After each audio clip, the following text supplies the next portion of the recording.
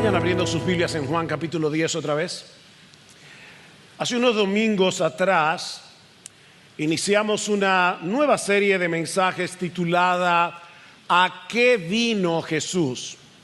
En cada mensaje hemos ido desentrañando diferentes aspectos de la misión de Jesús basándonos en las propias palabras de Jesús.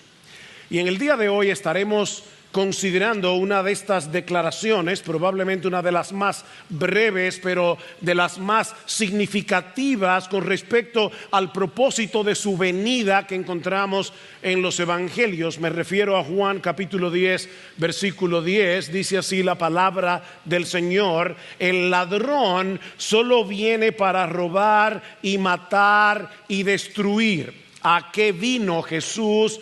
Yo he venido para que tengan vida y para que la tengan en abundancia.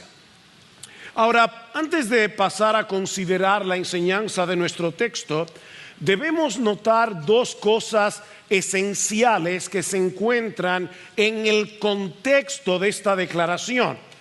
La primera son las dos metáforas que usa Jesús en el pasaje para referirse a sí mismo: una puerta y un pastor. Ahora, niños, he mencionado la palabra metáfora, así que déjame explicarte lo que eso significa. Una metáfora es una comparación entre dos cosas distintas, pero sin usar la palabra como o parecido a. Mira conmigo el versículo 7 de Juan capítulo 10. Dice: Jesús les dijo de nuevo, en verdad os digo, yo soy la puerta de las ovejas. Noten que él no dice yo soy como una puerta, yo soy parecido a una puerta. No, yo soy la puerta de las ovejas. Y en el versículo 11, yo soy el buen pastor.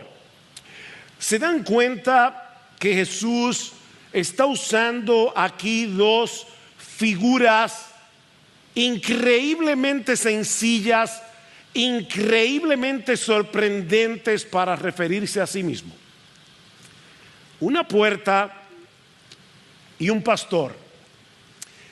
Yo confío en que todo el mundo aquí sabe para qué sirve una puerta. Cada uno de ustedes en esta mañana entró a este edificio por una de las puertas de acceso. Yo espero que ninguno haya entrado por la ventana.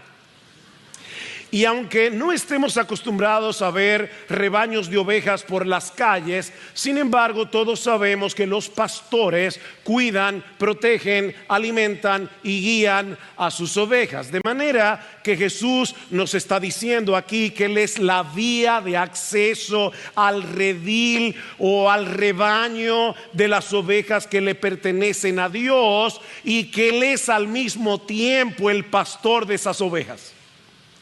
Él es ambas cosas a la vez. Él es la puerta y Él es el pastor. Ahora, lo otro que yo quiero que ustedes noten es que en todo este pasaje hay un contraste. Y esto es muy importante, hermanos, amigos que nos visitan, para poder entender la declaración del versículo 10. Hay un contraste aquí entre los ladrones que hacen daño, que destruyen las ovejas, y el pastor que vino a darles vida. Vean otra vez Juan capítulo 10, pero ahora desde el versículo 8. Todos los que vinieron antes de mí son ladrones y salteadores, pero las ovejas no les hicieron caso. Yo soy la puerta. Si alguno entra por mí será salvo, y entrará y saldrá y hallará pastos. El ladrón solo viene para robar y matar y destruir. Yo he venido, aquí está el contraste, yo he venido para que tengan vida y para que la tengan en abundancia. Ahora, con esto en mente, yo quiero que veamos estas dos simples, sencillas declaraciones en nuestro texto, una negativa y la otra positiva. La negativa es que hay un ladrón que viene a robar, a matar y a destruir. Ahora, ¿quién es ese ladrón? Y yo sé que rápidamente van a decir el diablo. No. Hay que ver cada texto en su contexto. Digo, por supuesto que el diablo es un ladrón y es un homicida. Pero ¿quién es el ladrón en este pasaje? ¿De qué ladrón es que Jesús está hablando aquí? Bueno, si Jesús es la puerta y Jesús es el pastor que da vida, el ladrón es todo aquel que nos aleja de la puerta, es todo aquel que nos aleja del buen pastor. Jesús vino a darnos vida, pero el ladrón trata de impedir que nosotros tengamos acceso a esa vida que Él vino a dar. Ahora, si queremos identificar con más precisión, con más exactitud, quién es el ladrón en esta parábola, nosotros tenemos que ir un poco más atrás al capítulo anterior en el Evangelio de Juan, Juan capítulo 9, donde el Señor sana milagrosamente a un ciego de nacimiento. Piensen en esto: un ciego nunca visto, nació ciego, y de repente el Señor le dice: ve, lávate en el estanque de Siloé, úntate lodo, y cuando el lodo caiga en tus ojos vas a ver. Y Juan, en una forma súper simple, dice en el versículo 7 de Juan 9: ve, lávate en el estanque de Siloé, que quiere decir el enviado. Él fue pues y se lavó y regresó viendo. Juan no hace mucho alaraco para explicar cómo sucedió ese milagro. Este es un milagro tan evidente que lo menos que podemos esperar es que todo el mundo reconozca que algo sobrenatural acaba de ocurrir. Pero lo que sucede en realidad es que los vecinos que conocían a este hombre desde que era un niño, que saben que él nació ciego y que ahora de repente, de una forma milagrosa, de una forma sorprendente, este ciego está viendo, ellos deciden llevar a este hombre delante de los fariseos, que se veían a sí mismos como los guardianes de la ley de Dios. O sea, en Israel los fariseos eran algo así como la Gestapo de la santidad. Ellos eran los guardianes de la ley. Y resulta que el milagro había sido hecho en el día de reposo. Noten el versículo 13: llevaron ante los fariseos al que antes había sido ciego, y era día de reposo, el día que Jesús hizo el barro y le abrió los ojos. Entonces los fariseos volvieron también a preguntarle cómo había recibido la vista. Y él les dijo: me puso barro sobre los ojos, me lavé y veo. Por eso algunos de los fariseos decían: este hombre no viene de Dios, porque no guarda el día de reposo. Pero otros decían: ¿cómo puede un hombre pecador hacer tantas señales? Y había división entre ellos. Para los líderes religiosos de Israel, la correcta observancia del día de reposo, obviamente de acuerdo a las normas que ellos mismos habían inventado para guardar ese día, para estos hombres era más importante el día de reposo que la sanidad de un ciego de nacimiento. Así que a pesar del milagro, ellos se empeñan en demostrar que Jesús no pudo haber venido de parte de Dios porque supuestamente violó el día de reposo. Vean el versículo 24. Por segunda vez, me encanta esta parte de la historia, por segunda vez llamaron al hombre que había sido ciego y le dijeron: da gloria a Dios, nosotros sabemos que este hombre es un pecador, refiriéndose a Jesús.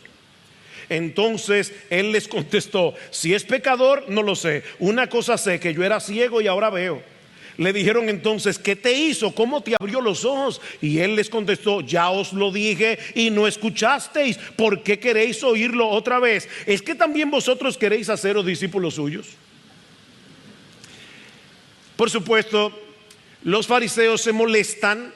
Y noten ahora lo que dice el ciego de nacimiento, el ex ciego. En el versículo 32, desde el principio jamás se ha oído decir que alguien abriera los ojos a un ciego de nacimiento. Si este no viniera de Dios, no podría hacer nada. Respondieron ellos y le dijeron: tú naciste enteramente en pecado y tú nos enseñas a nosotros. Y lo echaron fuera. En otras palabras, expulsaron a este hombre de la sinagoga, lo que implicaba en ese tiempo marginarlo social y religiosamente. Pero mientras esto estaba sucediendo, Jesús, el buen pastor, está obrando en el interior de este hombre para abrirle ahora no solamente los ojos de la cara, sino también los ojos de su entendimiento espiritual. Vean el versículo 35.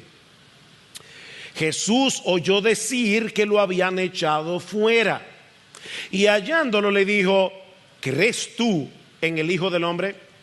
Él respondió y dijo: ¿y quién es, Señor, para que yo crea en él? Jesús le dijo: pues tú le has visto, y el que está hablando contigo, ese es. Él entonces dijo: creo, Señor, y lo adoró. Impresionante. Como bien señala John Piper, a medida que se desarrolla esta historia, la visión del hombre ciego a quien Jesús había sanado se vuelve cada vez más clara, y la ceguera de los fariseos se vuelve más y más oscura. Ellos acusan a Jesús de pecador, ellos acusan a Jesús de blasfemo, y al mismo tiempo este hombre termina postrándose delante de él en adoración. Y de paso, aquí tenemos las únicas dos respuestas posibles con respecto a Jesús. Mi amigo, si tú estás aquí en esta mañana, hay solo dos respuestas posibles con respecto a Jesús: blasfemia o adoración. Los líderes religiosos de Israel estaban blasfemando contra Jesús. El hombre que había nacido ciego lo estaba adorando. Eso es lo que significa ser cristiano. No se trata simplemente de alguien que dice seguir a Jesús. Se trata de alguien que ha venido a ser, por la gracia de Dios, un adorador de Jesús. Los cristianos creen en Jesús. Los cristianos confían en Jesús. Los cristianos siguen a Jesús. Los cristianos adoran a Jesús. Pero ahora noten cómo termina el capítulo 9. Y esto es esencial, mis hermanos, para poder entender el capítulo 10. Versículo 39. Y Jesús dijo: yo vine a este mundo para juicio, para que los que no ven vean, y para que los que ven se vuelvan ciegos.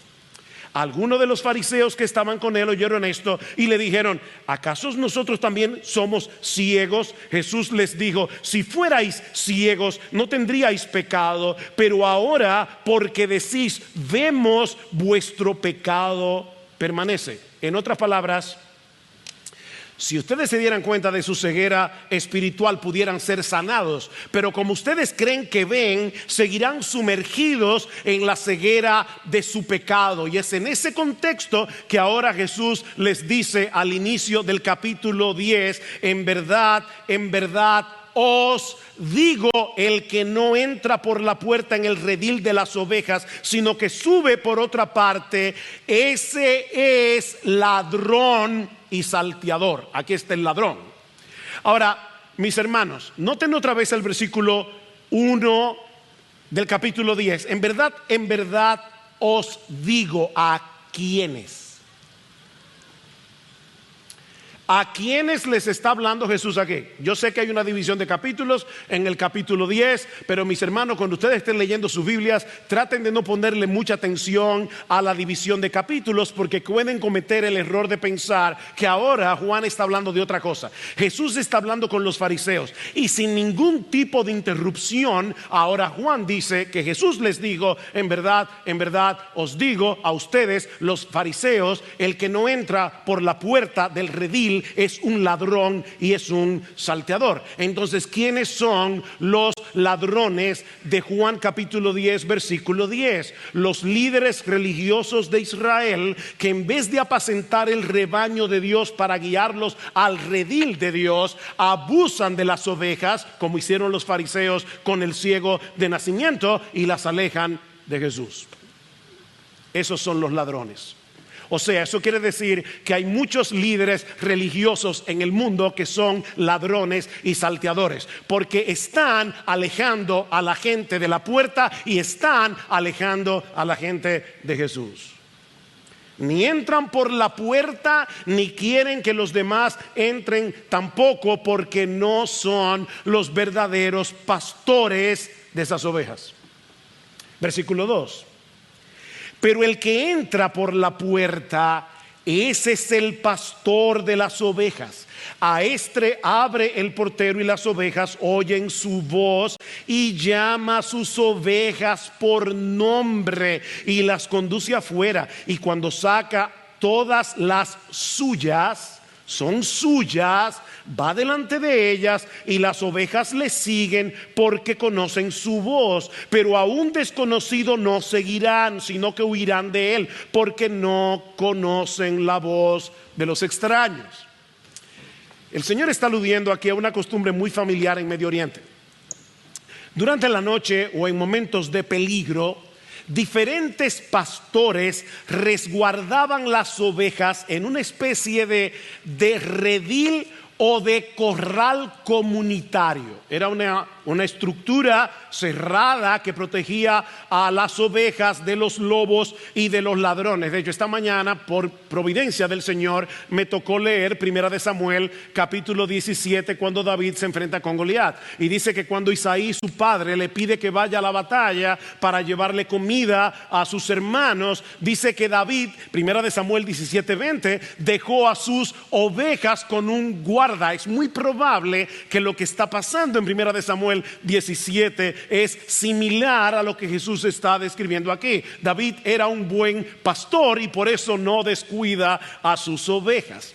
Estos rediles o corrales comunitarios a menudo, tenían paredes de piedra con una única puerta, con una sola entrada. Durante la noche un portero, un guardián, vigilaba la entrada para asegurarse de que las ovejas estuvieran seguras hasta que llegaran los pastores por la mañana. Cada uno llamaba por nombre a sus propias ovejas y reunía su rebaño para llevarlos a pastar. Y cuando las ovejas escuchaban la voz de su pastor llamándolas por nombre, salían del redil y los seguían. Ahora, como yo los conozco, mis amados hermanos, ya me imagino que alguno de ustedes se está preguntando quién es el portero o guardián. Y la respuesta es: no lo sabemos. Y como Jesús no interpreta ese detalle de la parábola, de paso, nunca traten de interpretar todos los detalles de una parábola, porque no todos tienen significado. Es simplemente para darle contexto a la historia. Así que no sabemos quién es el portero. El punto que sí sabemos es que el verdadero pastor es aquel que entra por la puerta y cuya voz reconocen sus ovejas. En el siglo XIX, un erudito y teólogo escocés llamado George Adam Smith relató una experiencia que tuvo mientras observaba a un pastor en las colinas de Palestina. Él dice que él vio a un pastor acompañado por un rebaño de ovejas que obedecían las órdenes del pastor. Y curioso por ver cómo las ovejas respondían al pastor, Smith le pidió que le permitiera intentar llamar a sus ovejas. El pastor aceptó. Smith trató de imitar el llamado del pastor lo mejor que pudo, pero las ovejas no reaccionaron. Intrigado, Smith hizo que otra persona tratara de hacer lo mismo, pero de nuevo las ovejas no se movieron. Finalmente el pastor llamó a las ovejas e inmediatamente levantaron la cabeza y se fueron hacia él. Así que el cuadro que Jesús está dibujando aquí es el de un pastor reuniendo a su rebaño, a aquellas ovejas que le pertenecen, para cuidarlas, para guardarlas, para protegerlas, para alimentarlas, cuidarlas de los ladrones que se aprovechan de las ovejas, que maltratan a las ovejas, que las alejan del pastor. Repito, ¿quiénes son estos ladrones? Líderes religiosos que alejan a la gente de Jesús. En Mateo capítulo 23, Cristo le dice a los fariseos y a los escribas: ay de vosotros, escribas y fariseos hipócritas, que recorréis mar y tierra para ser un prosélito, y una vez hecho lo hacéis 2 veces más hijos del infierno que vosotros. Eso es lo que hacen muchos líderes religiosos con el falso evangelio que predican. Este es el mismo cuadro que Dios nos dibuja en Ezequiel capítulo 34. Y por favor, Presta atención, esto es Dios hablando. Me imagino que este es el tipo de pasaje que los predicadores del evangelio de la prosperidad tienen que aborrecer con todo su corazón. Así dice el Señor Dios: ay de los pastores de Israel que se apacientan a sí mismos.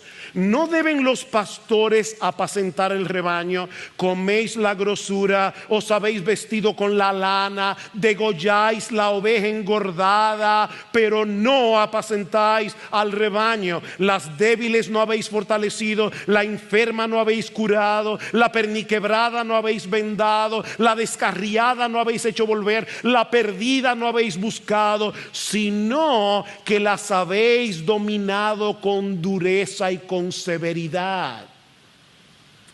Versículo 11: porque así dice el Señor Dios: he aquí yo mismo buscaré mis ovejas y velaré por ellas. O sea, yo me encargaré de fortalecer a las débiles, yo me encargaré de buscar a la descarriada, yo me encargaré de sanar a las enfermas, las sacaré de los pueblos, las juntaré de las tierras, yo apacentaré mis ovejas y las llevaré a reposar, declara el Señor Dios. Versículo 23: entonces pondré sobre ellas un solo pastor que las apacentará, mi siervo David. Él las apacentará y será su pastor. Ahora, hermanos, yo confío en que todos ustedes saben por la historia de las Escrituras que cuando Ezequiel escribió estas palabras, David se había muerto hace mucho tiempo. Así que si Dios está diciendo aquí: yo voy a ponerles a David de pastor, es evidente que Dios se está refiriendo a ese descendiente de David, nuestro bendito Señor y Salvador Jesucristo. Él es el pastor de Ezequiel 34, Él es el pastor de Juan capítulo 10, que está reuniendo a su rebaño para protegerlo de los lobos y de los ladrones y para hacerles bien. Ahora versículo 6 de Juan 10. Jesús les habló por medio de esta alegoría, o sea, por esta parábola, pero ellos no entendieron qué era lo que les decía. ¿Quiénes eran los que no entendieron? Obviamente los fariseos, a quienes Jesús les está hablando. Ellos no pueden entender por una razón muy sencilla: ellos no son ovejas del Señor, y solamente las ovejas de Cristo son las que oyen su voz, reconocen su voz y siguen al pastor. Los fariseos no eran de sus ovejas. Versículo 7: entonces Jesús les dijo de nuevo a los fariseos, a los escribas: en verdad os digo, yo soy la puerta de las ovejas. Los fariseos no entienden, ellos no son de las ovejas del Señor. Vean más adelante en Juan capítulo 10 versículo 24, los judíos que estaban allí, que tampoco eran ovejas, tampoco entendían. Entonces los judíos le rodearon y le decían: ¿hasta cuándo nos vas a tener en suspenso? Si tú eres el Cristo, dínoslos claramente. Jesús les respondió: os lo he dicho y no creéis. Las obras que yo hago en nombre de mi Padre, como sanar a un ciego de nacimiento, estas dan testimonio de mí, pero vosotros no creéis. Escuchen bien, mis hermanos, ustedes no creen porque no sois de mis ovejas. Mis ovejas oyen mi voz y yo las conozco y me siguen, y yo les doy vida eterna y jamás perecerán y nadie las arrebatará de mi mano. ¿Se dieron cuenta, mis hermanos, que las ovejas de Cristo no son ovejas de Cristo porque creen, sino que creen porque son sus ovejas? Es al revés. Mis ovejas oyen mi voz. Los falsos pastores de Israel, como los falsos pastores de hoy, no conocen a Jesús. Ellos entran por otra puerta para dañar a las ovejas, para alejarlas de Jesús. Versículo 8 otra vez de Juan 10: todos los que vinieron antes de mí son ladrones y salteadores, pero las ovejas no les hicieron caso. Yo soy la puerta. Si alguno entra por mí, será salvo, y entrará y saldrá y hallará pastos. ¿Cuántas puertas hay? Una sola puerta. Yo soy la puerta. Yo no soy una opción entre muchas otras opciones. Yo soy la puerta. Yo soy la única puerta. Yo soy la única vía de acceso al redil del rebaño de Dios. Es lo mismo que dice Jesús en Juan capítulo 14 versículo 6. Yo soy el camino, la verdad y la vida. Nadie viene al Padre sino por mí. Mi amigo, si tú quieres llegar al Padre, tú tienes que entrar por medio de Jesús, confiando únicamente en Jesús. No hay otra puerta, no hay otro camino. Esta puerta simboliza exclusividad y simboliza acceso. Exclusividad y acceso. Solo en Cristo hay salvación, solo en Cristo hay protección. Salvación de la condenación eterna, protección de los ladrones, protección de los falsos maestros que vienen a robar, matar y destruir. Mis hermanos, los falsos maestros no son una broma. Los falsos maestros no son una broma. Hoy en día hay un montón de maestros falsos que predican un evangelio falso que destruye espiritualmente a los oyentes. Estos falsos pastores llevan a sus seguidores a confiar en ellos mismos, a poner sus ojos en ellos, como si ellos tuvieran una conexión especial con Dios que nadie tiene. Ellos son los que tienen la unción. Ellos son el centro de atención, no Jesús.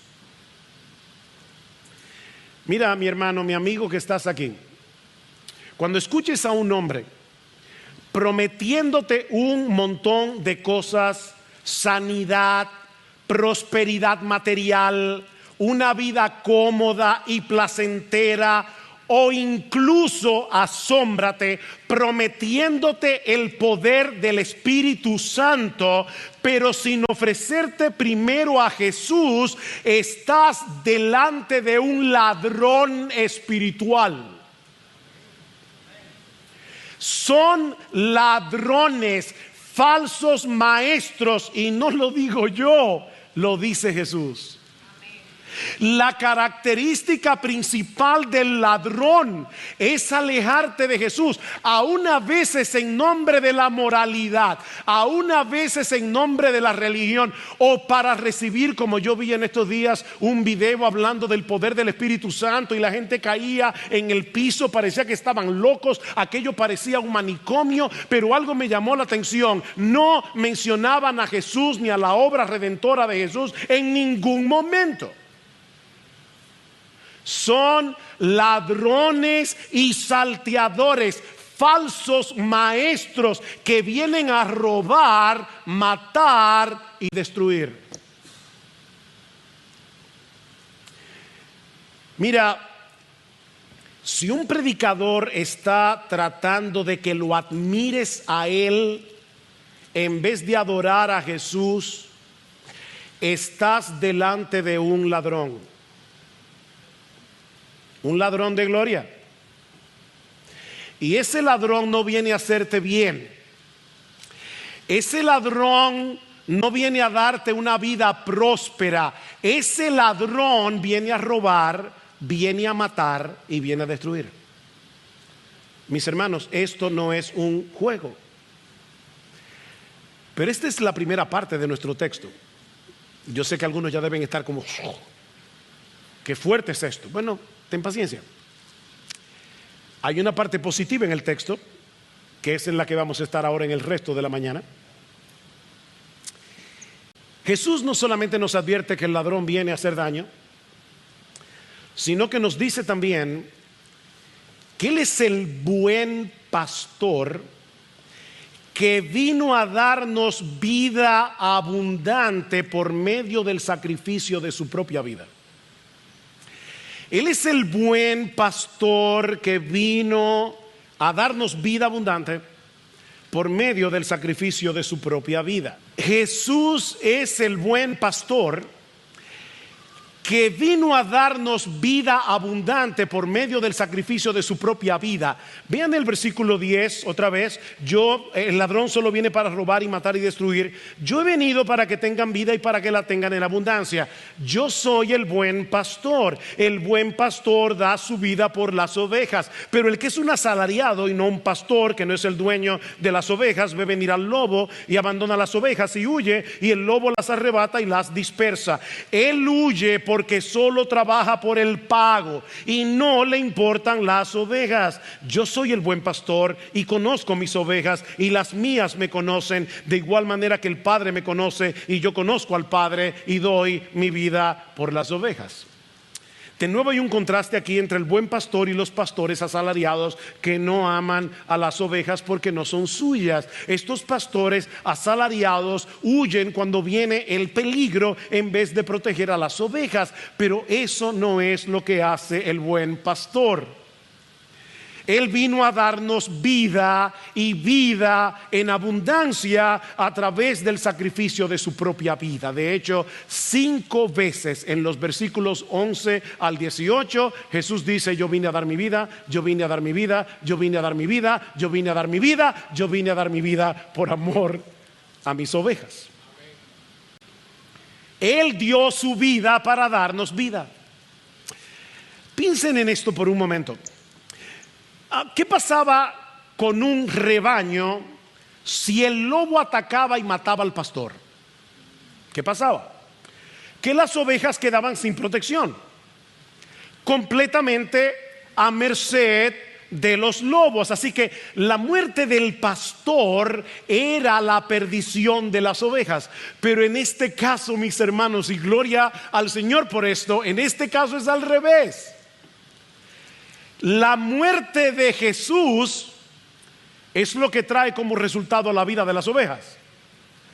Su muerte tiene el propósito de salvar infaliblemente a todos aquellos que el Padre le dio para reunirlas en el rebaño de Dios. Vean el versículo 16. Tengo otras ovejas que no son de este redil. Déjenme desmenuzarles ese texto. Tengo, tiempo presente, otras ovejas que no son de este redil. O sea, Jesús está diciendo: hay ovejas mías que el Padre ya me dio porque las eligió para salvación desde antes de la fundación del mundo. Esas ovejas son mías, pero todavía no están en el redil. A pesar de que el Padre me las dio, no están en el redil. A esas también me es necesario traerlas tiempo futuro, y oirán mi voz y serán un rebaño con un solo pastor. ¿Sabes qué, mi hermano? Tu nombre estaba allí si tú eres creyente. Tú eras una de esas ovejas. Y cuando Jesús está diciendo aquí: tengo otras ovejas que no son de este redil, está hablando que no son del pueblo de Israel. Son gentiles, es decir, dominicano, chino, chileno, mexicano, voy a decir venezolano. O sea, son ovejas mías, pero no pertenecen al rebaño de israelitas convertidos. Y a pesar de que no están todavía en el redil, yo personalmente me encargaré de traerlas por nombre, llamándolas por nombre a través de la predicación del evangelio, porque el Padre me dio esas ovejas. Cuando Él las llame a través de la palabra, es lo que Jesús está diciendo: ellas oirán, vendrán y lo seguirán. ¿Sabes qué, mi hermano? Yo no sé si tú recuerdas cómo y cuándo fue que tú te convertiste al Señor.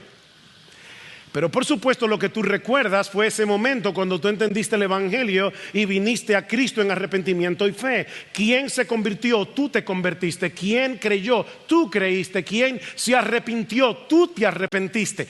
Pero lo que estaba sucediendo detrás es que el Señor Jesucristo, cuando su palabra estaba siendo predicada, Él se estaba paseando en medio de su iglesia. Él te estaba buscando a ti. Él te estaba llamando por nombre, y precisamente por eso oíste su voz y seguiste a Jesús. Eso fue lo que realmente sucedió. Es otra vez como dice el versículo 26 de Juan 10, pero vosotros no creéis porque no sois de mis ovejas oyen mi voz y yo las conozco y me siguen. Las ovejas de Cristo reconocen su voz cuando Él las llama.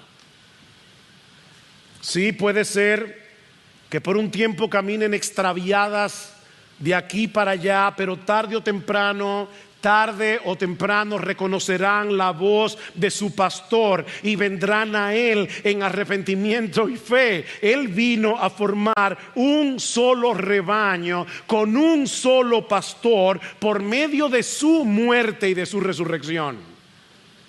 Vean el versículo 17.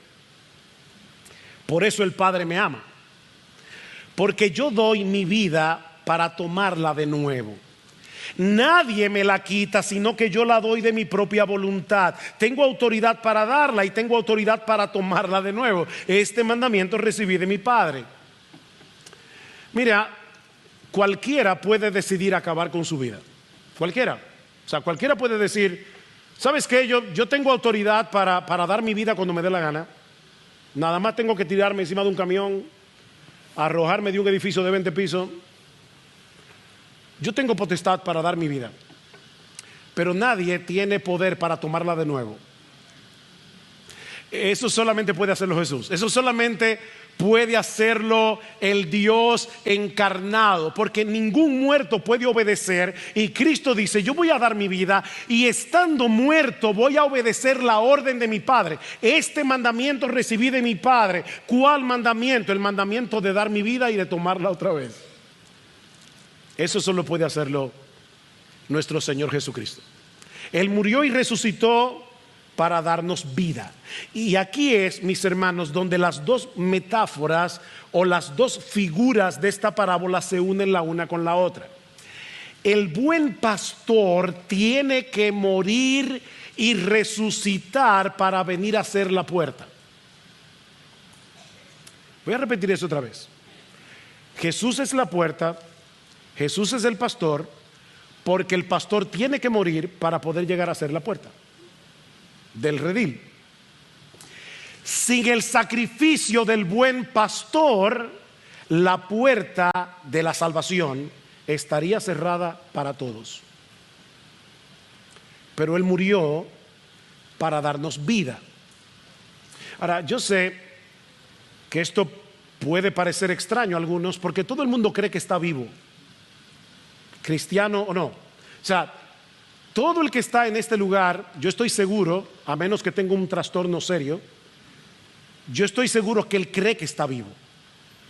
Y les puede parecer sumamente extraño que Cristo esté diciendo, no, yo vine a darle vida a personas que están muertas. ¿Cómo es eso? Bueno, desde que el pecado entró en el mundo, todos los seres humanos nacen desconectados, nacen separados de Dios, que es la fuente de la verdadera vida. En otras palabras, estamos físicamente vivos, pero estamos espiritualmente muertos. Escribiendo un grupo de creyentes en la ciudad de Éfeso, Pablo les dice que Cristo les dio vida cuando estaban muertos en sus delitos y pecados. Esa es la condición en la que nace todo hombre en este mundo. Mis hermanos, espiritualmente hablando, en el momento de nacer, somos tan impotentes como un cadáver hasta que Cristo nos da vida. Necesitamos que alguien pague nuestra deuda con la justicia de Dios para que podamos acceder a la comunión con Dios y así poder tener vida, verdadera vida en comunión con la fuente de vida.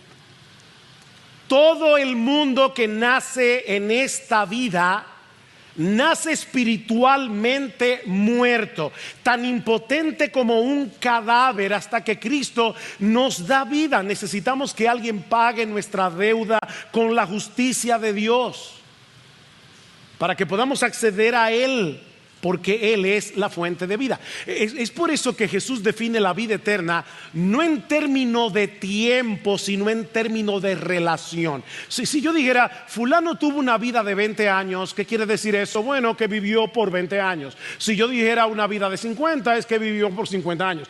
Si yo dijera que tiene vida eterna, todo el mundo dice, bueno, es que va a vivir eternamente. Pero Jesús no define la vida en términos de tiempo, sino de relación. Juan 17:3, y esta es la vida eterna, que te conozcan a ti, el único Dios verdadero, y a Jesucristo, a quien has enviado. Nadie puede tener vida eterna sin relación con aquel que es la fuente de vida. Así que la vida eterna no es una vida que no termina nunca, es una vida eterna en comunión con el Dios eterno, quien es la fuente de vida eterna.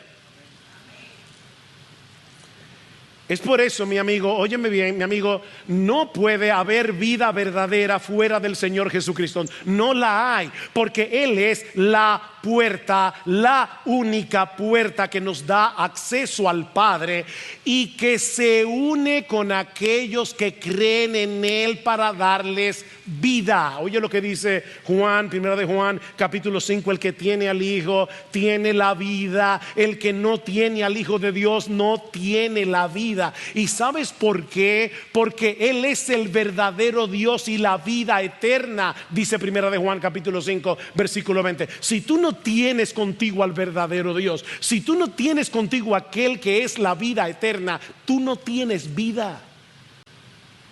Estás muerto. Jesús no vino del cielo simplemente para decirnos cómo obtener la vida eterna. Él es la vida eterna. Yo soy el pan de vida, dice el Señor en Juan capítulo 6. Tienes que comértelo, tienes que apropiarte de Él por la fe. Tienes que comerte el pan de vida para que tengas vida. Jesucristo es el buen pastor que el salmista describe en el Salmo 23, que da su vida, la vuelve a tomar y luego une su vida con la nuestra para cuidarnos, protegernos, proveernos para todas nuestras necesidades reales, no las que tú crees que tienes, las necesidades que tú realmente tienes, pasadas, presentes, futuras, de modo que tú puedas experimentar una vida plena y abundante. Mira, mi hermano, mi amigo, si el Señor es tu pastor, nada te faltará. Nada te faltará. En lugares de delicados pastos Él te hará descansar. Junto a aguas de reposo te pastoreará. Él confortará tu alma, te guiará por sendas de justicia por amor de su nombre. Mi hermano, aunque andes en valle de sombra de muerte, no temerás mal alguno, porque Él estará contigo. Su vara y su callado te infundirán aliento. Él va a preparar una mesa delante de ti en presencia de tus angustiadores.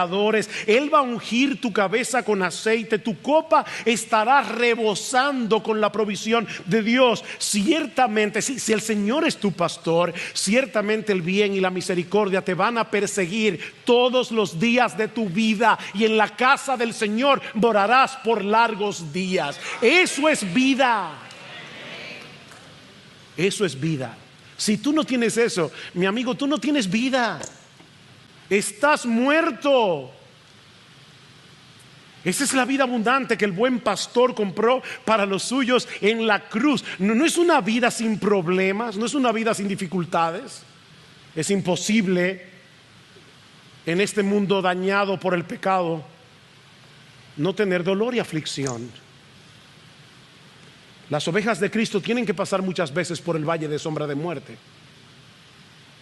Hay días oscuros, algunos muy oscuros,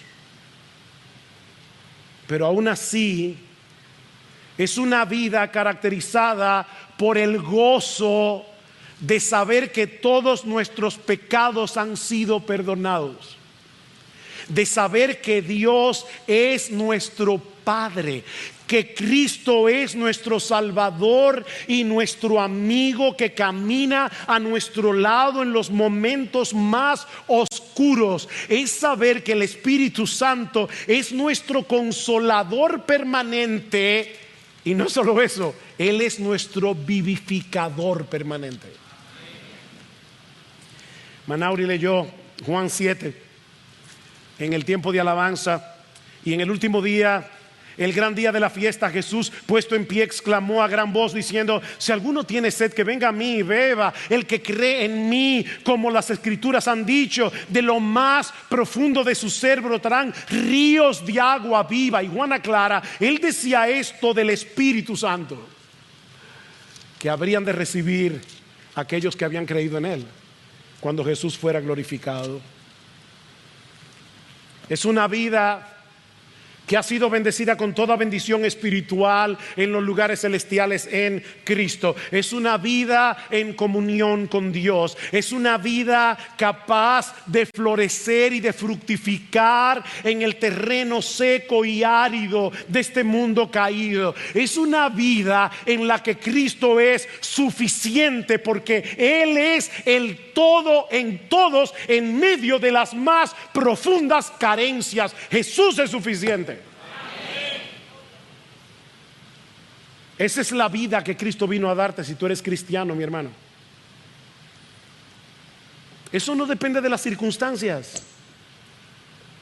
Eso no depende de cómo te sientas. Yo sé que hay momentos que tú dices: mira, honestamente, en este momento de mi vida yo no siento ni nada de esa vida abundante que usted está describiendo. Pero ¿sabes qué, mi hermano, mi hermana? Eso no depende de cómo tú te sientas. Eso depende de Él. El que tiene al Hijo tiene la vida.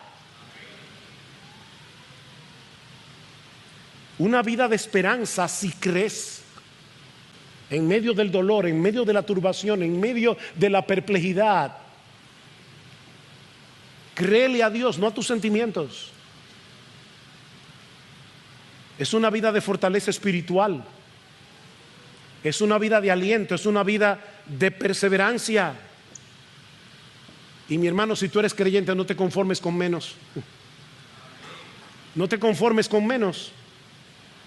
No seas un cristiano mediocre, porque Cristo vino a darnos vida. Pero si no lo eres, entra por la puerta. Mi amigo, entra por la puerta. Esa puerta marca la diferencia entre los que están fuera y los que están dentro. Recuerda que la puerta simboliza exclusividad y acceso. Hace unas semanas estaba en el aeropuerto de Miami y de repente vi que habían dos filas para ir a seguridad, una larguísima, la otra más pequeña, y a mí se me ocurrió la brillante idea de entrar por la fila más corta. Hice toda mi fila solamente para darme cuenta que estaba en la fila de TCA. Los que han viajado saben lo que significa eso. El punto es que no era mi fila. Y ustedes saben cómo son los gringos. Yo le dije al señor: mira, se me va el vuelo, voy a perder el avión, me equivoqué de puerta, me equivoqué de línea. Y él me dijo: sorry, go back. Tuve que ahora volver de nuevo a hacer toda la fila, que estaba igual de larga, porque me equivoqué de fila. Bueno, perder un avión no es una tragedia. Pero mi amigo, llegar al final de tu vida y darte cuenta que habías entrado por la puerta equivocada, y darte cuenta que estabas en la fila equivocada, y no tener más opción que irte a una condenación eterna, eso es terrible. Eso es horroroso.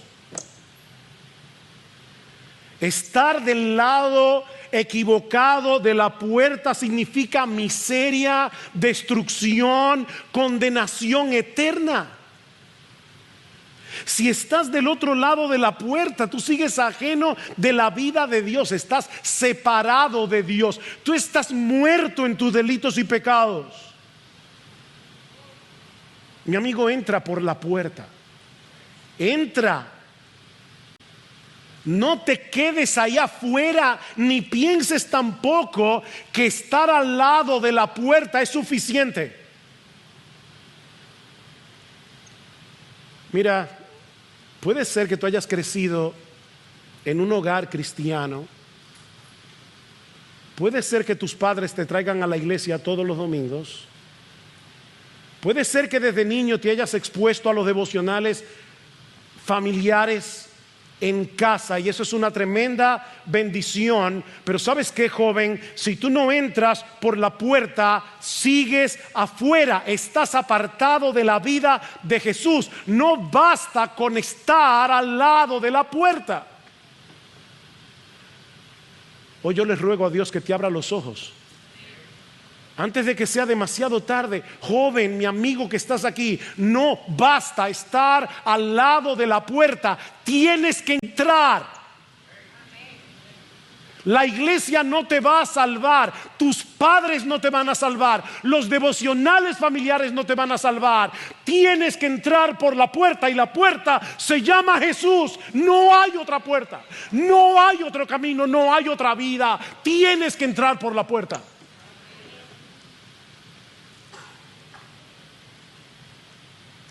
Como decíamos al principio, Jesús escogió dos figuras sumamente sencillas para que nadie se extravíe, para que todos puedan entender. Él es la puerta, Él es el buen pastor. Entra por la puerta en arrepentimiento y fe, y tendrás acceso a la guía, la protección, el alimento, la ternura, el cuidado del pastor. Pero tienes que entrar. Eso no es una puerta de combinación blindada, que hay que ser un genio para saber cuáles son los botones que yo tengo que punchar para que la puerta se abra. No, esto no es una puerta de combinación, es una puerta que está abierta. Es una puerta. Jesús es la puerta. ¿Tú lo quieres más sencillo? Jesús es la puerta. Solo tienes que reconocer tu necesidad de Jesús. Solo tienes que reconocer tu pecado. Has pecado contra Dios. Has vivido violando la ley de Dios. Has vivido para ti, para tu propia gloria, no para la fama de Dios, no para el honor de Dios, no para la voluntad de Dios. Estás en pecado. Reconoce tu pecado.